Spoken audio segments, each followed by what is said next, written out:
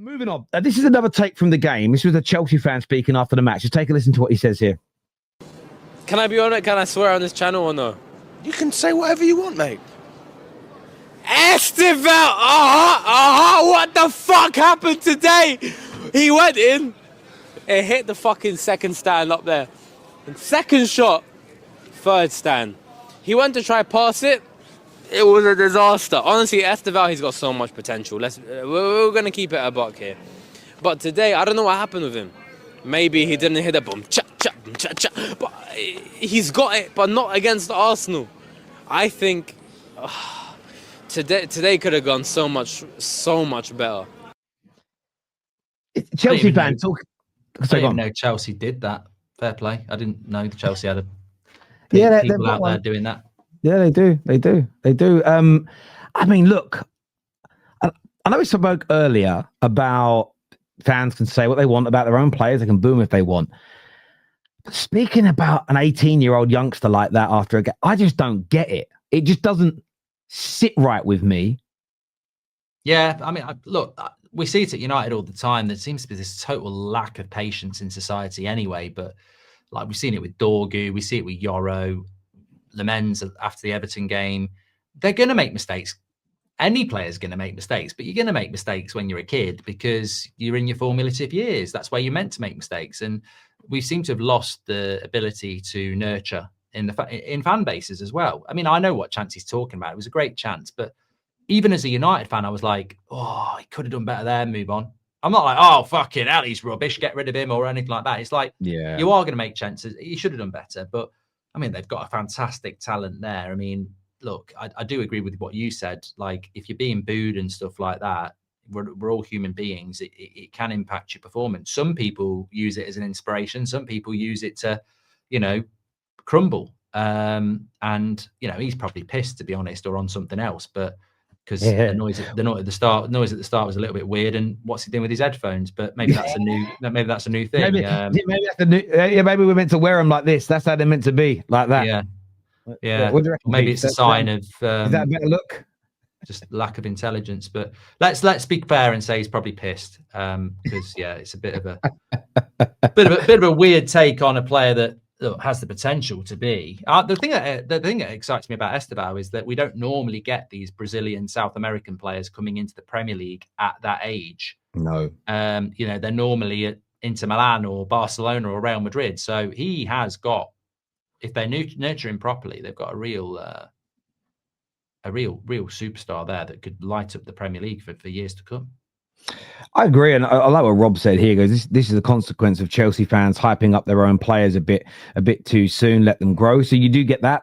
Oh, he's going to kill it today. So therefore, your criticism is very different. And also, I like this comment. This is why Maresca has been using him sparingly to protect him from fans like that. And I also agree, because if they get too much hype, and then listen, he's 18, he is going to have bad moments.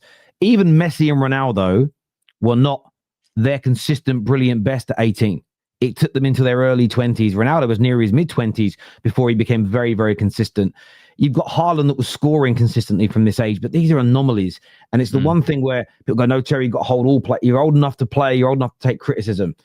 I just disagree with that fundamentally. Depending upon your age and your experience and time at the top, that dictates to me the level of criticism. If you've got, you employ people. If you've got someone who works for you, who's been in the industry for 25, 30 years, has been with your company for 10 years, and they make a bad mistake, that is different to how you would treat an intern learning their job. An 18-year-old fresh out of college learning the industry. That's why I push back against it. The idea you treat those same individuals the same in every moment of every day, in every situation, is ridiculous. And, I think we spoke about, it might be yourself and I that spoke about this, or somebody else did. You get it with personality traits. People go, you're just two-faced if you change in front of different people. What do you mean? You expect me to speak to my nan how I speak to my mates down the pub? Are you a moron? Do you expect me to speak to my missus when we're laying in bed how I speak to my mates down the pub? Do you expect me to speak to my missus in bed how I speak to my mum? What are you fucking talking about? You interview with your boss. You go for a job of your dreams. You sit there and talk to this potential boss like you do your missus when you're laying in bed having pillow talk. You have different ways of behaving in different scenarios and in front of different people. The idea that you're only a real person if you treat everyone the same in every minute of the day, every facet of life, is the most ridiculous and backwards way of thinking I've ever heard. And I use the same thought process for criticism. I would never criticize an 18-year-old fledgling how I would a 28-year-old experienced player. And if you do, I'm going to say it to you, you are a fucking moron. You're a moron from outer space if you do that. Sorry to say it, but you are. If you don't like it, do one. It's crazy. Can't believe people think like that, Mark. It just does my brain in.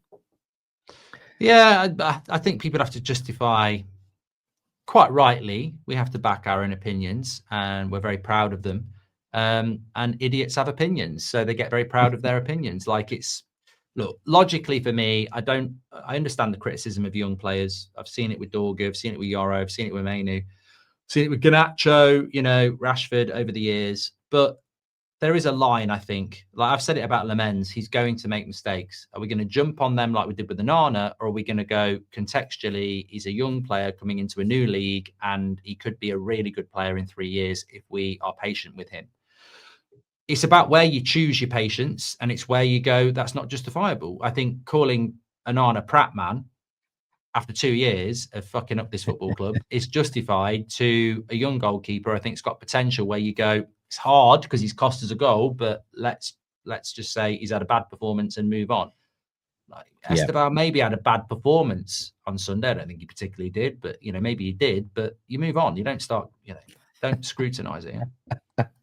Kate says, I spoke like that to my boss Terry when I went for a job, and I ended up marrying him. Well, that's it. That's well done, Jimbo. Well done, cracker. You got a cracker there, Jimbo. But no, generally speaking, you know what I mean. I know it's a joke, but I see that a lot online. People, I'm a real one. I treat everyone exactly the same no matter what's going on. I think, no, you're a proper weirdo. That's become my new red flag for a human being. Like people that say things like you're a real one and real recognizes real. It's always my red flag for, oh, there's a snake in the room. I always find it's a weird projection when people say that now. Society will get worse, though, beyond football. I mean, football will get worse, but society will get worse if this is the new way of thinking that, the TikTok generation have made people lose patience. Because if you haven't got patience, you haven't got niche, and you haven't got levels, then you do become very one-tracked. And one-tracked people, there will be an evolution at some point. Because it's not sustainable to just treat everything the same. It's lazy, and I think late society is lazy because it's like, oh, I don't like this, I don't like that, I don't like this. Like, it's lazy to think one way. You're basically you're not using a large proportion of your brain that will give you context. You should think things through. No, the massive lack of, I think it is a societal issue more than anything else. In the sense of like. People do remove context. They have a monolithic way of thinking, a one-track mind way of thinking. Their opinion's the only way you can think. It's even hard to have conversations anymore. I was having a conversation with a Man United fan last night who's annoyed at me because, yes, I want us to improve on Ruben Amorim. I want Amorim to either get better or us to get a better manager. But he's annoyed that I also want the squad to be improved at the same time. He's like, you think we'll play better football with better players? Yeah, I do. And he's like, well, the manager's still here. I'm like, yeah, I'm not saying we'll become the best team in the world, but the idea that if we had Belieber and Anderson and Van der Ven and Cucurella in our team instead of who we've got, the idea that we wouldn't be a better team is warped to me. But people want to just push the narrative that the only reason we're struggling is because of Amorim, and I just disagree with that fundamentally. That doesn't mean I'm defending Amorim. It means I'm looking at the wider problems. But I think people can be so narrow-minded in their thought process to now be sitting there and saying United won't get better with better players. I just look at it and think, I worry about 2036, let alone 2026. Where are we going to be? Final clip. Let's just play this quickly here.